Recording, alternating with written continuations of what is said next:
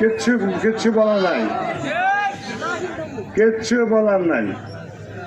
আমি বলে যাচ্ছি, এই দেশ স্বাধীন হয়েছিল জনগণের জন্য, জনগণই স্বাধীন করেছিল। আমিও 15.5 বছর, প্রায় 16 বছরের কাছাকাছি বয়সে আমিও স্বাধীনতা যুদ্ধ করেছি, মুক্তিযুদ্ধ করেছি।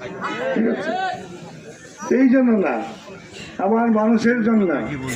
আমার মানুষ ভালো থাকবে, আমার মানুষ খেতে পারবে 3 বেলা পেট ভরে, তারা তাদের বাচ্চা কাচ্চাদের স্কুলে পাঠাতে পারবে, কলেজে পাঠাতে পারবে, তারা চিকিৎসায়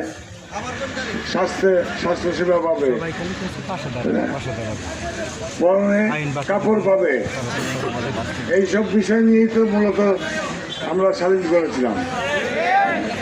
কাজে আর কি আশ্রয়, ঠিকানা, সেই ঠিকানাই যদি না থাকে তাহলে লাভটা কি, তাহলে বেশি থেকে লাভটা কি?